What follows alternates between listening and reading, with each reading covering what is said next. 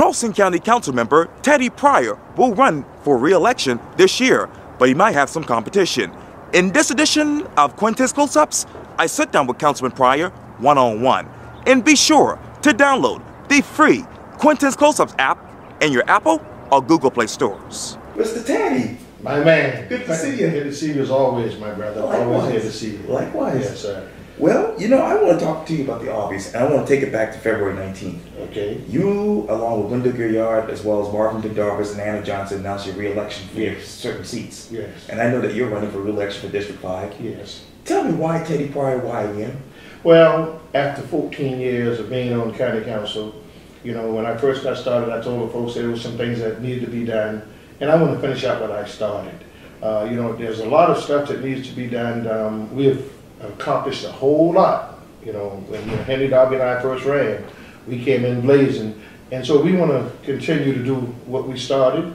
And I just know that I'm the right person for this to get it done. So that's why I'm running for another 4-year re-election. And from what I understand, you might have some competition. Yeah. Where are you with that? Well, competition is always good because it puts you on your best heels. Do I encourage it? No. But if it's there, then I must do what I must do because I'm going to run on my record, I'm going to run on my accomplishments. And, you know, I'll let the people decide whether they want to replace me or whether they want to send me back for another 4 years. But I've heard rumors about, you know, other folks wanting to get into the race too. But hey, I take on all challenges. And you talk about those challenges. There's so many going on right now. Let me take you to 995 Morrison Drive. Why is that such a controversy in your mind? Well, I don't think there's as much controversy as people make it out to be. You know, we originally tasked our staff to go out and look at ways that maybe we could develop our market to property. But when it came back to us, we didn't like the direction it was going in. And so we were approached by several developers, you know, that wanted to do something with that property. So in our economic development meeting, we tasked our chairman, along with some of his members, to go out and bring us back the best deal that they can. And so we could, you know, actually relieve ourselves of that property and then take the money and put it somewhere else, because we shouldn't be in the business of just banking property. And that's a very valuable property down there, 995. And the way the market is right now will be the time to sell, not maybe 2 years down the road when the market starts tanking. And matter of fact, you told the Postal Courier this, you said this quote, there's no backdoor deal going on. Everything we do is done in the public. Yes, everything we do have to be voted on in public. It seems like every time you go in executive session, the Postal Courier accuses you of doing some backdoor deal, which, you know, I don't even pay that any attention, because nothing happens unless we come out and we vote in public. You know, most information is shared in executive session. It's supposed to be just that, executive session. But you have some council members, if they don't get what they want to have it their way, they leak stuff to the Postal Courier, misinformation instead of the correct information. And so I don't discuss what goes on in executive session because, you know, that's attorney-client privilege. But if anything is wrong, I don't think 9 people or 8 people or 5 people do something unethical or what they call backdoor deals. And another issue right now is right down the road here, and that's the Naval Hospital. Yes. Where are we with this discussion? Well, the Naval Hospital, you know, we acquired it from Shakura Life LLC. And here's the way this went. I know the Postal Courier ran an article on Sunday, which was a lot of misinformation. Tell me the information. And you know, my perspective was, when we first went into this deal with Shakura, they were supposed to outfit 3 floors, first, second, and the 8th floors. And we were supposed to be able to move in. They didn't meet some of those timelines. It got extended, it didn't meet it. And so it ended up in court. And the fact of the matter is, would you rather pay $29 million to buy out a lease and walk away with nothing, or spend $33 million and own the building in 20 acres, and that way you own it, you can come in, revitalize the 3 floors you need, and then you can lease out other floors as they become available, or you don't have clients come in. And so when it was an easy choice for me to say, we need to own the building. 20 acres, you know, we got a building that's over 400,000 square feet. The first and second floors, we could go in and do some little minor cosmetics and move in soon. And then the 8th floor, which was supposed to be for day orders, DEC would have to come in and license that. So we probably wouldn't be able to get on the 8th floor until sometime in January of 2019. You know, a lot of critics says, well, the developer made this and the developer made that. No, but when you have legal opinions and attorney-client privilege, you just can't go out here and, you know, when you sign your name on a dotted line, you take depositions, that stuff is sacred. And so other council member goes out and give misinformation, and then the Post and Courier, you know, they put their spin on it. But I stand by what we have done. This is going to be a centerpiece that folks can come in and get treatment. You know, you talk about the opioid addiction right now. You talking about the port that's coming in that area over there. If any of these folks or the Post and Courier would take the time to ride down and see the mess that's down there with all the construction that's going on a day-to-day basis, all the road closures, and you know, all the noise and all the pollution that's going to be coming, these folks need somewhere that they can go and get the treatment and get the health care they need. The incinerator was put in this neighborhood for 25 years until Mr. Darby and myself and our other council members says, no more, this has to go. These people suffered for 25 years. And now they're going to be suffering a lifetime with the port over there. So they need a medical center that they can go to that's in the neighborhood, it's on the main bus line. Right now, the average person has to go to Roper or either Franklin C. Fair just to get health care. You know, and you know, the opioid addiction, what better place to have it than the drug treatment center right there where most of the folks in that area needs the help.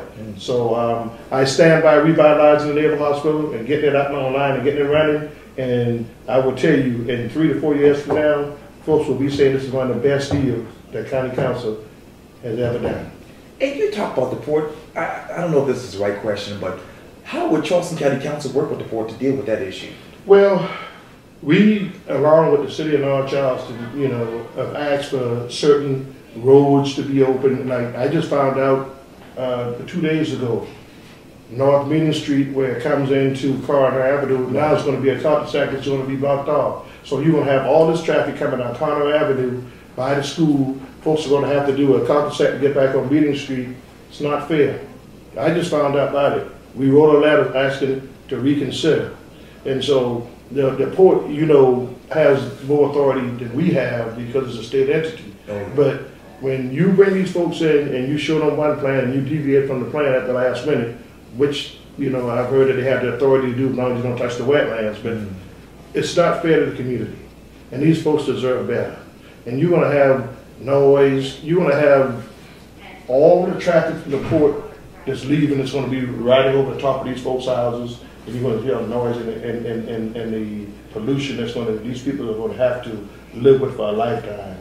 And the trains are going to be coming out, all your trains are going to be coming south and then going back out. And so I will fight along with Mr. Darby, because this is our district, to make sure that these folks get the biggest and the best solution out of this whole problem. But when the state decided to put this over on the naval base, we had no say-so in that. It was supposed to originally go to Daniel Island, but then it ended up over here with some deal that they cut. And so now these folks are going to have to suffer. I'm tired of people bringing stuff into these neighborhoods.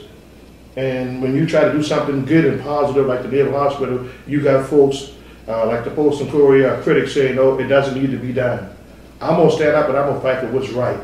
And these folks need a place. We need a grocery store. We are working on that right now to try to get a grocery store. The city has been working hard and been working overtime to try to get stores to come in. But they don't want to come into a, you know, not thriving community. And if you get the Naval Hospital up and going, you know, you're going to have several employees over there. You're going to have people coming in and out, going over there for services. And so that could be the catalyst that, you know, supply them with what they need to put the store where it should be right across. Now, the mayor's committed to having a store over there, and nothing else is going to be built over there until the grocery store is built. Let me get over to let me get over to the comprehensive plan, because that has been a big topic, and a lot of people have been attending most of those meetings. What should that plan look like in your mind? Now, which comprehensive plan are you talking about? For the city, the county? Oh, for the county, I'm sorry. The county. Well, that's a progressing work, okay? And, you know, I believe in, you know, preserving land. I believe in protecting land, but I am still pro-development. You know, we have to have development to accommodate all these people that are coming in here. You know, I've read that we've had over 50 people coming today in the Tri-County area. That's Berkeley, Dorchester, and Charleston. You're going to have a place to put it. Smart growth is a good thing, you know, but no growth to say, well, I don't want growth because people ain't gonna come. They coming anyway, Quintin. On Johns Island, we already had 17,000 houses that were permitted, or apartments, and they're being built. So we have to come up with some kind of safety plan with the highways, our roads, to move these traffic, but as well, we don't want to overgrow. We don't want to put too many apartments, too many houses where they shouldn't go. But where are people going to live? You can't live in Mount Pleasant. It's so high. Most of your people who work, like your school teachers, they can't afford $400,000 for a home. North Charleston, the average home right now is $200,000 to $300,000. And so we must find ways, affordable housing for our teachers, our firemen, our policemen, our first responders, you know, some place to live. Johns Island is a great place to live, but you will have to travel back and forth, so you need infrastructure that's in place to move people along. You talk about Johns Island, you talk about infrastructure, you talk about growth and development. Let me take you to 526. I just interviewed David Beach just this past Monday, and that was a controversial interview. And, you know, he said this, apparently he says this in the interview, quote, there are no permits for 526 and the money's not there. Apparently this extension for 526 is $400 million short. What's true, what's false? Can you set the record straight? The money is there. $558 million is already been set aside for 526. That's what was promised. It was 420 and then another $117 million. Okay, the rest of the money, County Council is committed to making it up to make this happen. We have talked to COG about getting money, chats, you know, about getting money. We have been tasked to send a list to SCDOT as well as the infrastructure bank of where the money would come from. And so for there to say the money is not there, that's not true. He knows $420 million has already been committed. The other $117 million has been voted on, but it's just not been released. And so the problem with this is you keep delaying the project. It's going to go from 300 million to 500 million to 800 million, and that's the game that Dan and those play. They want to, you know, delay this, and the longer they delay it, the more cost it's going to be. But we got some good rulings the other day, you know, when the governor said, hey, frivolous lawsuits, we're not going to hold these projects up, you know, just because somebody comes in and says, well, we need to hold off. Now, what I would like to see happen is, if these folks come up with a frivolous lawsuit, any overrun or any new construction costs, they would have to fit the bill. And you would take away a lot of these frivolous lawsuits. And he suggested that maybe some flyovers at Main and River. Main and River, Main and 17, we are working on a flyover right now, that's already down the pipeline. Okay, that will alleviate some traffic off of 17, but you're still going to bottleneck when you get over the bridge, when you get to the Limehouse Bridge, out of Jellyhouse Bridge, it's going to bottleneck. Okay. And so that's great, but unless you have an outlet like 526, you defeat the purpose. And we need to have, Quintin, for safety reasons, an outlet. You have a natural disaster that occurs unexpected. These folks are on an island where they can't get off. You know, the roads are blocked. It's going to cause a lot of catastrophe. So my philosophy, and I've always been, public safety is number one. Okay. It's not about, you know, anti-526 or pro-526. It's about public safety. And we have to have something done to make sure that this traffic moves and the people get on and off of that island the way they should. And I'm committed to making sure. I've been committed since I've been on council, and I stand committed. You know, it seems like every 2 years, 526 comes up during the re-election cycle. Right now we have 6 people on council. That's 526, pro 526. So we need to move on. We need to make it happen. I saw when you interviewed Mr. Quayle. He was always against 526, but now all of a sudden he says, well, I'm for 526 being completed. So, you know, you can't be against it for 6, 7 years and all of a sudden you're for it. I've always been steady. I've always been upfront about it, and I stand and continue to support 526. Councilman Teddie Pryor Sr., thank you so much for your time. I really appreciate it. Thank you. It's always good to see you. Yes. And look forward to seeing you. And my constituents and all those out in Charleston County, look forward to serving you for another 4 years. You know what you get. You know what you had, you know what you get, so it's going to need to change now. Yeah, glad to hear that. Okay. Well, thank you. Thank you, sir. Thank you.